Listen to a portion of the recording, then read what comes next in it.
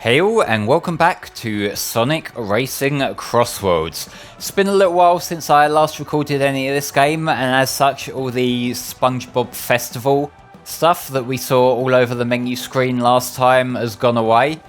I was never really a SpongeBob fan, so I'm not offended by that at all, but in its place we have Jet the Hulk standing here, who I was playing as in a couple of online races just before I started, like as a bit of a warm-up. I think I will use him here for this part at least, because I quite like Sonic Riders, and I also like the final vehicle type that we haven't got around to showing off yet, which are the boost vehicles, which are basically just the extreme gear.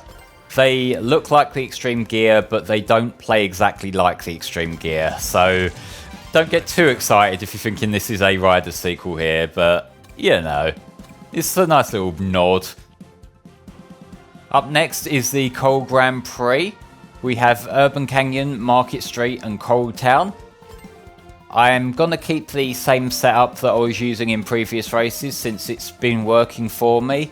I know I am very safe and very boring, but we roll with it. If it works and it's not buggering it up for me, then I might as well just keep doing what I know. This track, Urban Canyon, I will say is not a particularly memorable one. You know, like, it's basically just, it's a bit city, it's a bit canyon, and that's kind of it, really.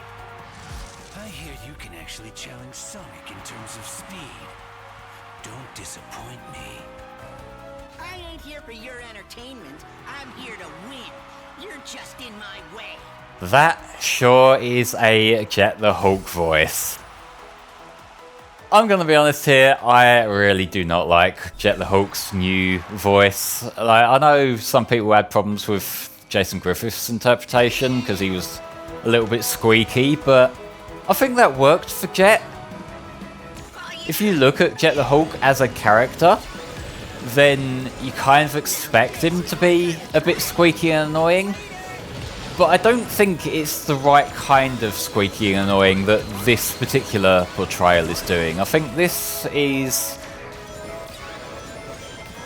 I don't know, like, I'm not very good at critiquing voice acting. It's not exactly a specialty of mine. By which I mean I can't do any sort of acting for shit. So, you know, take that how you will. But, I don't know, I feel like Jason Griffith's Jet the Hulk works much better than the current day Jet the Hulk. I kind of feel the same way about Shadow as well, but I feel like the new Shadow VA, Kirk Thornton, has grown into the role over time. I still don't think it's as good as either David Humphries or Jason Griffith's Shadow, but it's become pretty good. Like in Shadow Generations, that was a pretty damn good performance. I do like this particular CrossWorld, even if it is the one that I have noticed the most slowdown and performance issues in, that don't seem to be happening right now. And I don't know if that's because I tinkered around a little bit with my recording settings, which shouldn't really affect anything, but it seems like it is. I shouldn't have jumped over those items. But I've never really been known for my smart decisions or my skill at racing games, but you know. This is such a pretty area with all the gold. I'm kind of thinking of like Prince's gold music video here. It's got that same sort of vibe to it. I don't know if that was like either a really smart or a really stupid place to put that spike ball. I don't know whether people are gonna hit it when they come out of the CrossWorld switcher thing or not. Now what is chasing me? Or whatever it is, it stops chasing me, so I can sort of rest easy at least.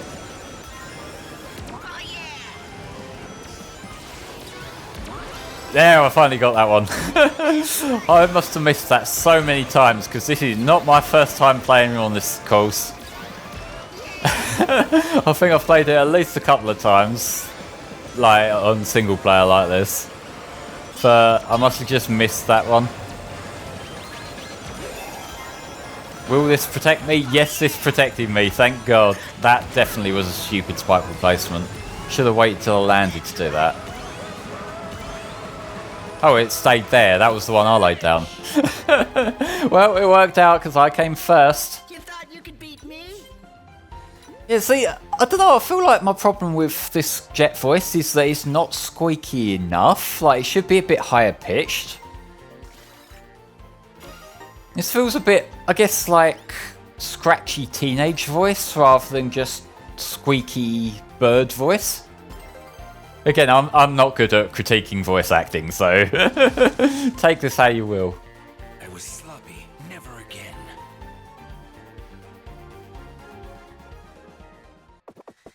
Oh, we have a bit of rooftop run coming up. Market Street, that's what it's called here.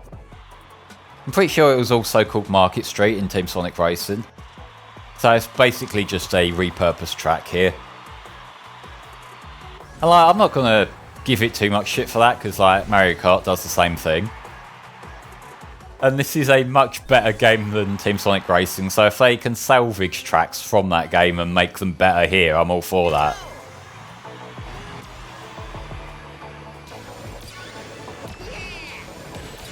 Oh, can I get this one?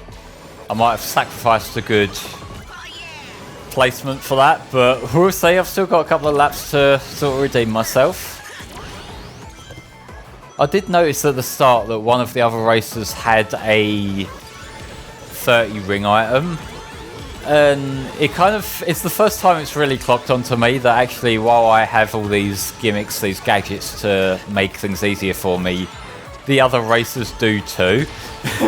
So maybe my cheating isn't quite as blatant, because like they have the same option available to them that I do. Oh, fuck off. Let's see, what random choice are we going to get here? Give me something good, please, Michelle. Or Michelle's just going to bugger off. That works too. Oh, it's from one unleashed level to another. Okay. Works for me. Again, this area here is far too tight to have so many racers going down. I know I whined about that last time we were here, but still. This race is kind of not going well at all. I really need to salvage this sometime. I would quite like to get the monster truck item. That would help me a lot.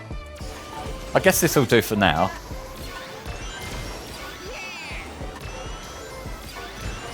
I'm actually starting to get a little bit worried about how badly I'm going to place here. Because like, I don't want Shadow to beat me. If one of the other racers beats me, it's not the end of the world. But Shadow is my dedicated rival here, so I've kind of got to be careful.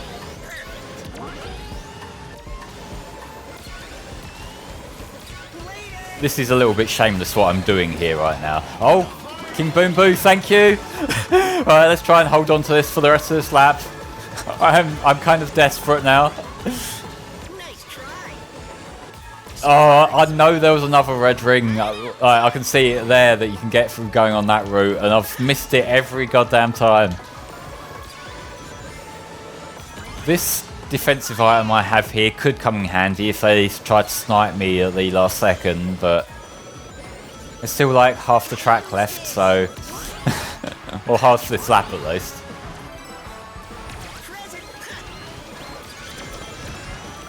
That was one of those moments where there's just so much flashed on the screen at once that it sort of overwhelmed me and I just sort of became lost for words for a second. That tends to happen a lot with this game, and I don't necessarily think that's a flaw of the game design. It's just very much a case of there's a lot of the like flashy effects. Sometimes you get particle effects, sometimes you just get a lot of items swarming you at once. It's a bit much for me and my very simple mind.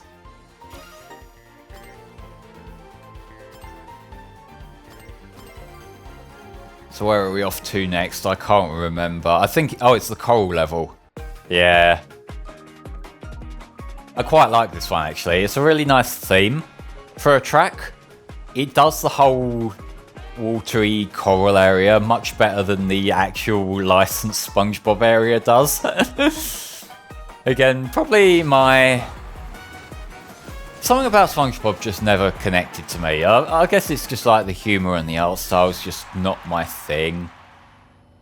And like, I've heard from people who watch it that it's kind of suffered a similar sort of thing to what The Simpsons deals with, where it's just got worse over time. Pedal faster! Again, I can't comment on that myself, but yeah.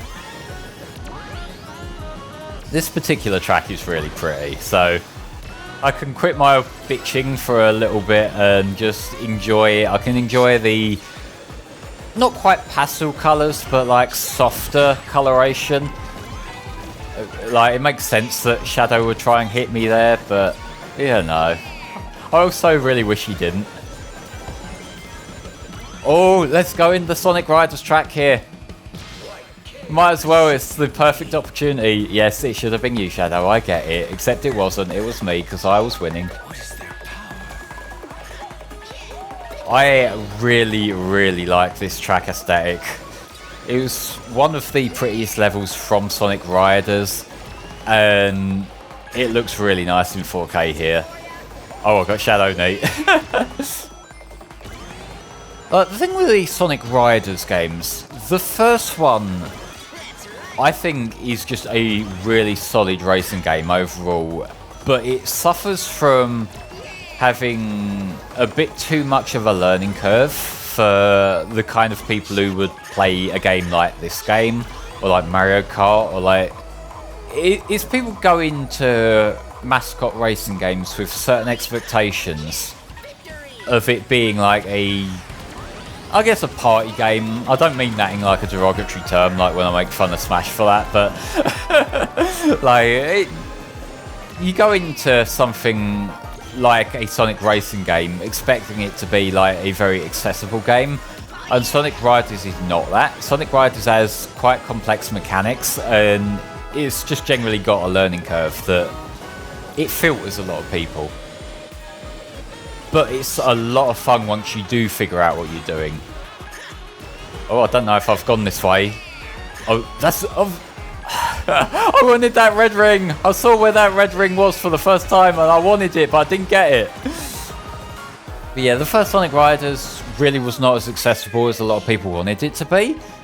And from what I remember of playing Sonic Riders Zero Gravity, the sequel, it seems like they kind of overcorrected there and they really simplified things a lot more than they probably should have, because I guess it just kind of lost its edge, that it wasn't quite as satisfying to pull off good gameplay. You know, like you can play it well and you can feel good when you win, but you know, when it's a challenge it feels extra satisfying. And like it has been years since I played Zero Gravity, and I do plan to replay it again soon, so maybe my opinion will change, but that's kind of what I remember from it. And the less said about Free Riders the better. It kind of is a shame that in a way it does seem like Free Riders killed people's enthusiasm for the Riders series.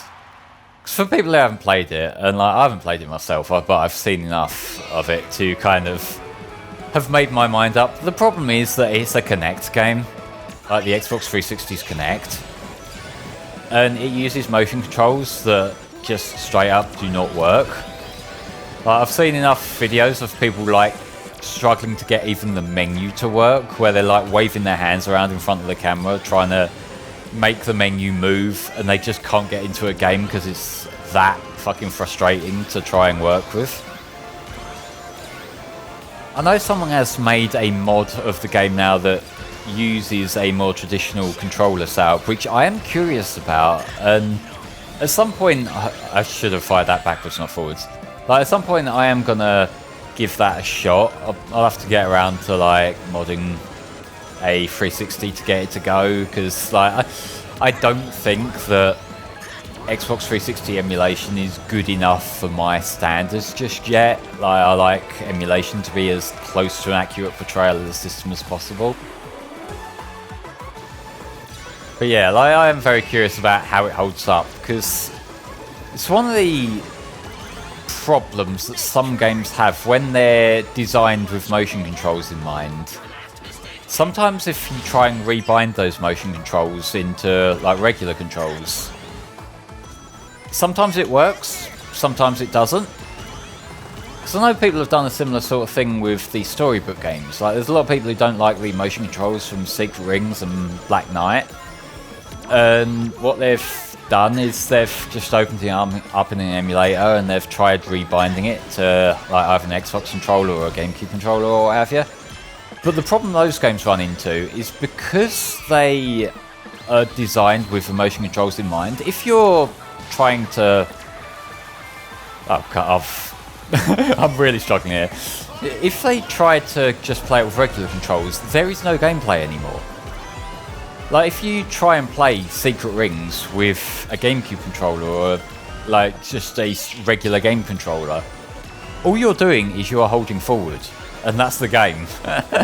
Because like the difficulty in Secret Rings, and this is the most backhanded comment I can give, I know, but the difficulty is that the motion controls make it harder.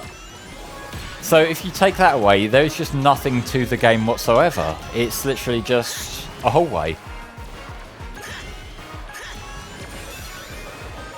And maybe I used that shield a bit early, but I just need to hold this first here. Eat shit, guys. I feel like this particular... I don't know what that frame drop there was about. This particular cup went a lot less smoothly than the other ones so far. But I feel more comfortable using the extreme gear. Unbelievable. Shadow, I'll let you sulk a bit because you're my favourite character in the franchise, but... Oh, we have a reward for defeating all rivals. I've never actually paid attention to that before. This shows how much attention I pay to games I'm playing when I'm not actively talking about them. Babylon.